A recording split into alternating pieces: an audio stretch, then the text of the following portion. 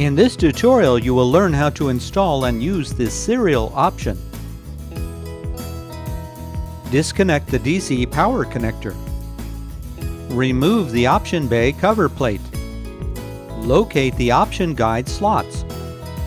Insert the serial option into the slot. Push firmly to seat. Install the option bay cover plate. Reconnect the DC power connector. Connect a serial RS232 cable.